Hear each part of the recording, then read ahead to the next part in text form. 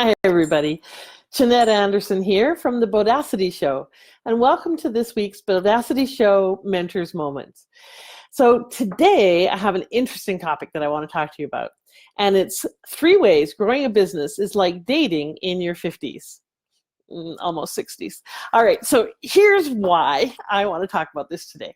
So I've been dating again. And at 59, it's a very interesting experience. It's very different than the 8 years ago that I was back in the dating pool.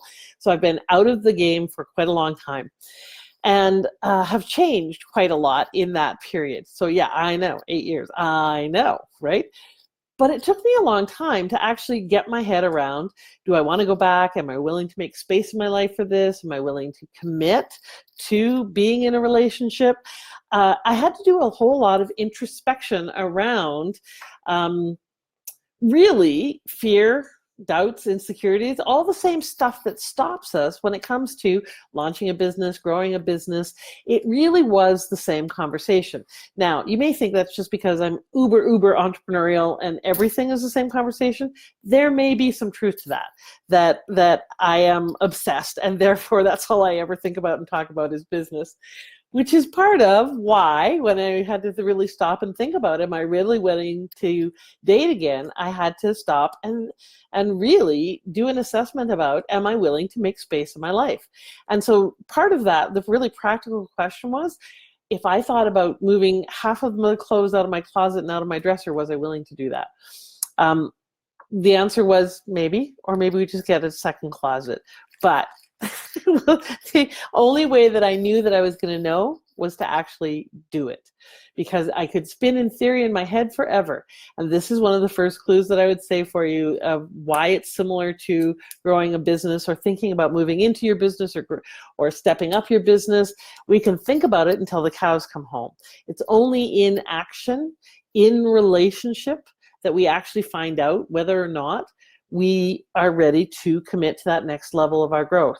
So I have 3 ways why and how growing a business is a lot like dating later in life. So first of all, frankly, I think it takes more work to find the right fit. Now, I don't know if it's that it takes more work or if I'm just more discerning and less willing to settle. But just like in business, it can take quite a lot of work to find the right clients. And if we're not discerning, if we do come from desperation, then we'll go with anybody.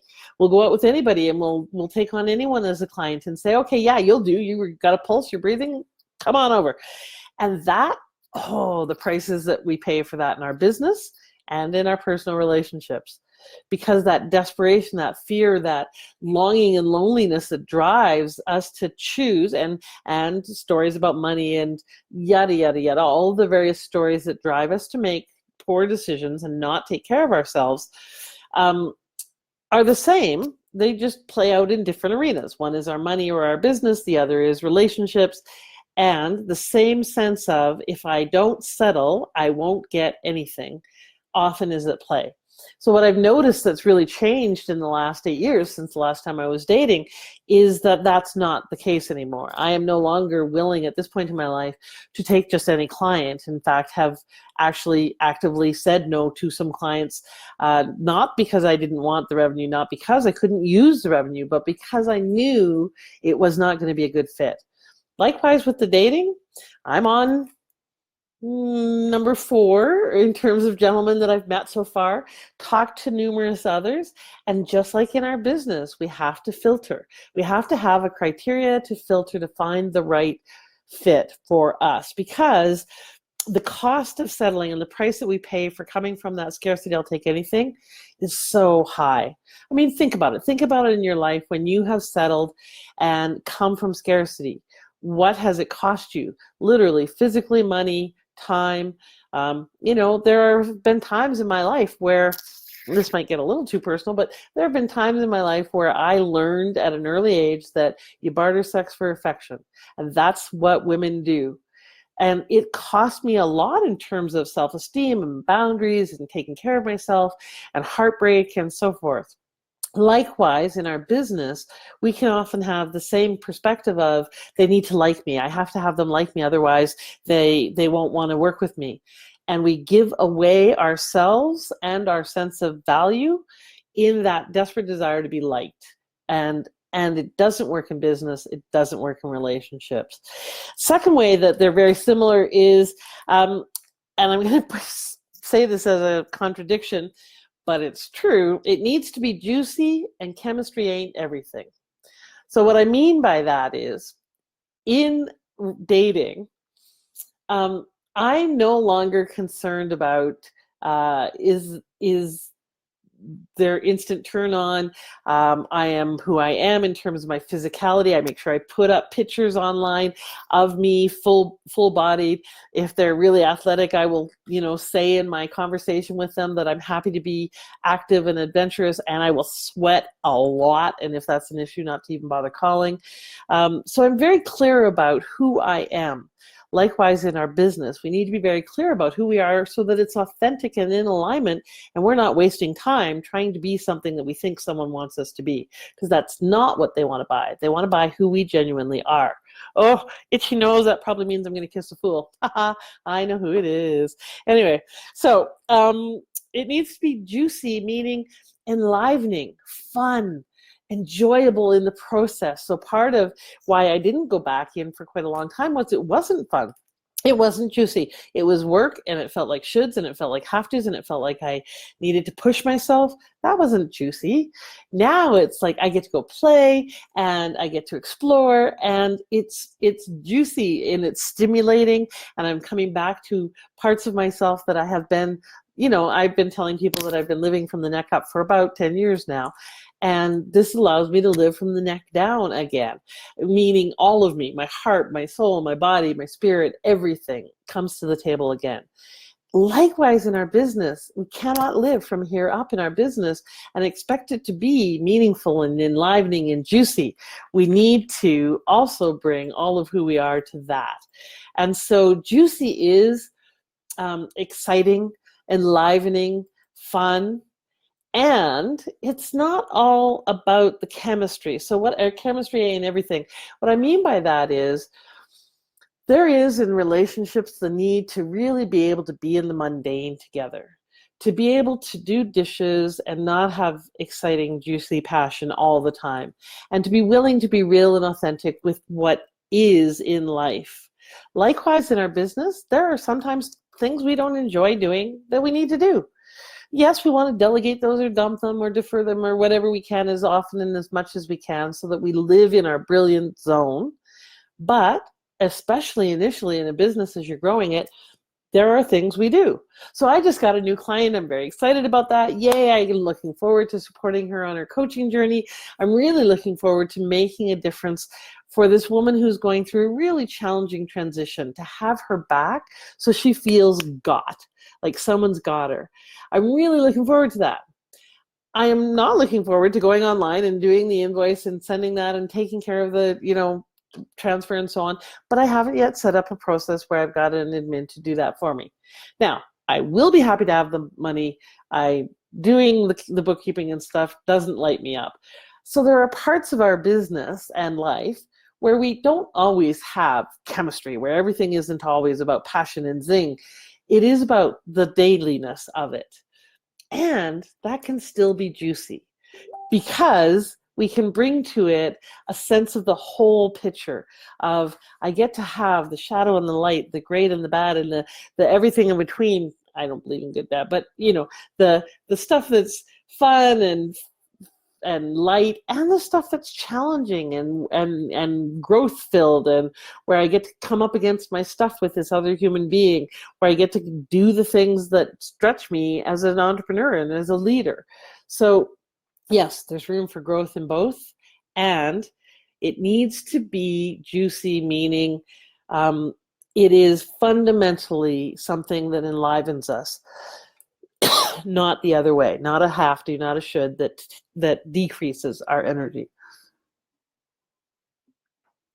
Sorry. There we go. The third reason why growing your business is a lot like dating in your 50s is, I called this section Boundaries, Making the Leap, and Trust. Oh my. So what I mean by that, sorry about the coughing. What I mean by that is that we really need to have courage to step into both. I can't tell you how many of my friends and colleagues and people in and around my age are going, wow, you're going back online and you're going back into dating. Oh my goodness, I just couldn't do that. It's just too big and scary and daunting and so forth. And likewise, with launching a business or growing a business, it can be very scary and require courage. Hang on, let me take a swallow bit.